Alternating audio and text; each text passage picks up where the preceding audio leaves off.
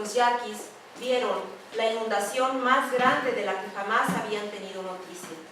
Lo narra así el padre Lorenzo José García. Dice el padre: y es cierto que con dificultad se contará lo que en esta ocasión se vio, que fue llegar a juntarse las aguas de este río de Yaqui con las del río Mayo, distantes entre sí 40 leguas. De modo que todo este espacio de uno a otro río estuvo por 2 semanas y más hecho un mar, continuado este en otras muchas leguas por las bandas contrarias de ambos ríos. Como tierras de pan llevar, es decir, apropiadas para el cultivo de cereales, eran consideradas las del Valle de Aguacaliente y del rancho Babócori, en las márgenes del río Yaqui. Su fertilidad fue motivo de conflictos y rencillas entre los yaquis, sus antiguos posesionarios, y la notable familia Íñigo en los años 1853 y 54. La desfavorable resolución jurídica hizo que los yaquis solicitaran a las autoridades estatales la apertura de una toma de agua que, regando el Babócori, aprovechara también a sus tierras para sus siembras y ganado. La colonización del Valle del Yaqui implicaba dar derechos sobre el agua del río a los empresarios agrícolas que allí se establecieran. A medida que se asentaban los diversos proyectos liberales para Sonora, esta política de fomento se instrumentó con más vehemencia y organización, pasando por alto las demandas indígenas y sus años de lucha por mantener la integridad del territorio. La problemática se agudizó en la segunda mitad del siglo XIX y sobre todo en el Porfiriato. Bajo estas circunstancias, en 1890, Carlos Conant recibió la concesión de abrir al cultivo las tierras del bajo río Yaqui, y poco después se estableció la Richardson Construction Company, la compañía deslindadora que más impactó la región en pugna. En el informe de los misioneros josefinos que fueron llevados por la esposa de Porfirio Díaz para civilizar, que así decían, a los yaquis, se lee la siguiente descripción del río, destacando su navegabilidad y el potencial gambusino que tenía. Dicen los misioneros josefinos: el río de mayor importancia en Sonora es el Yaqui. Nace en las serranías que por la parte del este dividen a Sonora de la provincia de la Tarahumara. En el curso entre 2 sierras al oeste, enriquecido por algunas u otras vertientes, riega varios pueblos. De este punto, bueno, y es una descripción muy pormenorizada que no les voy a leer aquí. Después habla de los yaquis, de la sociedad yaqui, en donde están los pueblos, dice él, de Wiribis, Belén, Potan, Torin, Cocori, Raumbican y Bacum, cuyos campos fertilizan con inundaciones periódicas en enero y junio. Entonces, fíjense, tenemos una fuente de la colonia de la época del siglo XVIII y otra del siglo XIX que nos están hablando de que el río tenía 2 épocas de siembra, 2 temporadas, 2 estaciones de siembra y cultivo. Bien, abordemos ahora la forma como los yaquis ven o van significando su río. Un periodista norteamericano llamado Mark M. Reynolds en 1908 registró que el descontento yaqui se había exacerbado y que esto podía deberse básicamente a los abusos cometidos contra los yaquis por parte de la familia Torres, porfirista de pura cepa, al quitarles el abastecimiento del vital líquido. Dice Reynolds: se han dado diversas razones para el problema.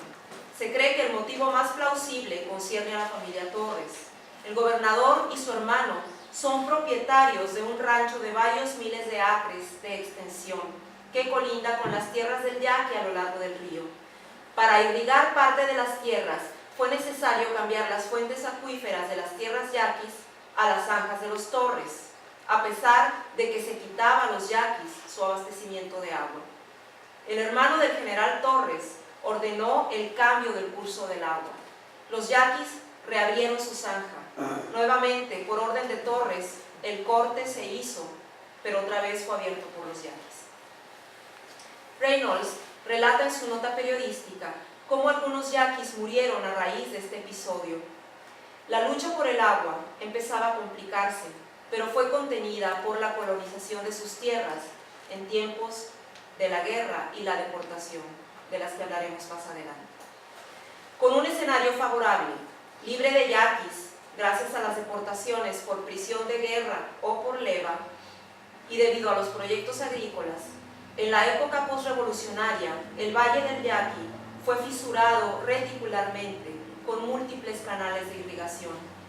De este modo, el agua del bajo río Yaqui, otrora, o sea, antes exclusiva de los indígenas, fue aprovechada también por blancos o mestizos.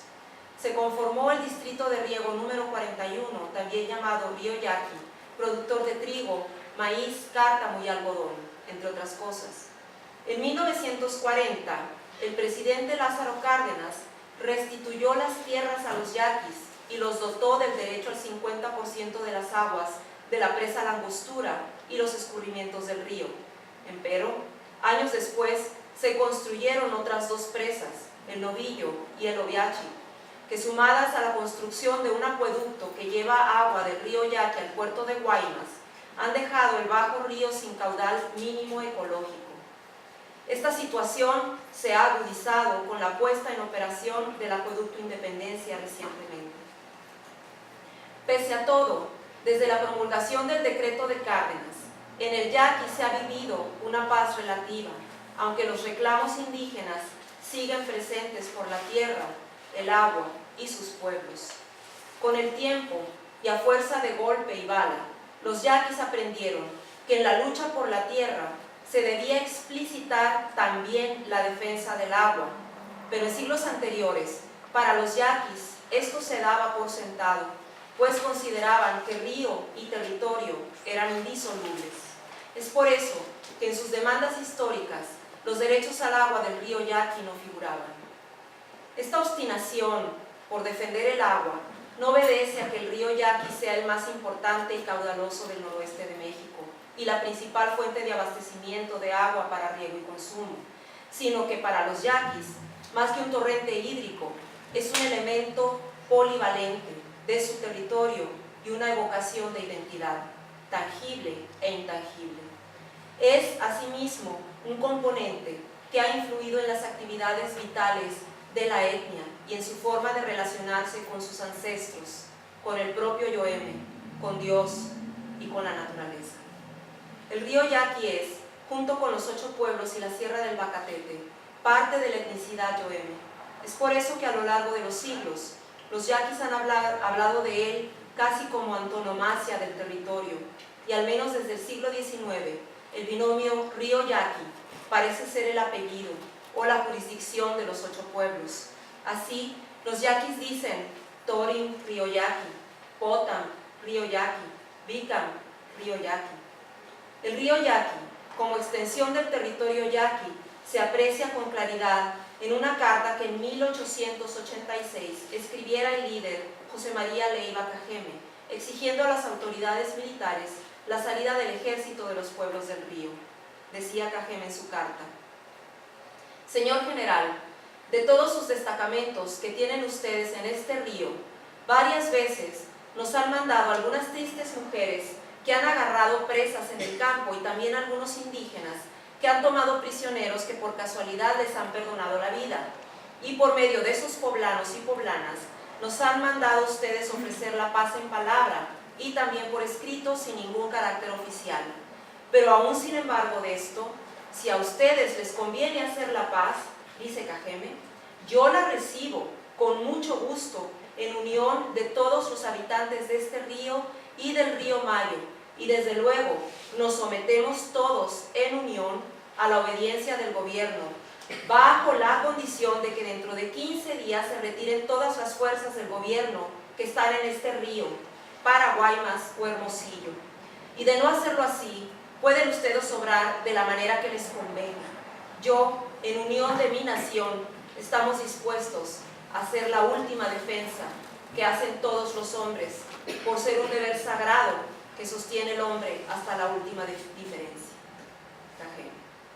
Aquí, en esta carta, como en muchos otros textos, el río Yaqui, acompañado del Mayo en este caso, es usado como antonomasia del territorio étnico. Es decir, los yaquis dicen río Yaqui para referirse al territorio y a sus pueblos. Esto obedece a que, como hemos anotado, el río es el elemento geográfico articulador cómplice de la resistencia indígena, al grado de instituirse como un ente geográfico político al margen del Estado Nacional. Además de la relevancia geográfica que posee por su longitud y la impronta material que deja su paso, el río Yaqui ha sido usufructuado por los yaquis, de modo que a fines del siglo XIX, la inexistencia de leyes y reglamentos no impidió que Cajeme desarrollara entre sus pueblos un verdadero aparato administrativo. Reconoció también la necesidad de un sistema hacendario que grabara las actividades realizadas en su territorio e impuso el cobro de cuotas a las nutridas lanchas que llevaban mercaderías por el río Yaqui. La muestra más palpable de la relación de los yaquis con su río y de la visión que respecto a él tienen, nos la dan las siguientes palabras también de Cajeme, provenientes de una carta que escribió a las autoridades del Estado. Cito: Dios nos dio a todos los yaquis el río, no un pedazo a cada uno. Con esta sanción divina queda claro por qué el río es inalienable e indivisible. Asimismo, la expresión revela que el río Yaqui ya era visto desde entonces como antonomasia del territorio. Tiempo atrás, los yaquis solían referirse a sí mismos como los de este río y dirigían sus manifiestos a los habitantes del río Yaqui. ¿Sí? Nuevamente es el río el que les da sentido de pertenencia. Este sentido de pertenencia tan fuerte nos muestra que la autodeterminación de este pueblo originario se sustenta indisolublemente en sus recursos naturales y su territorio.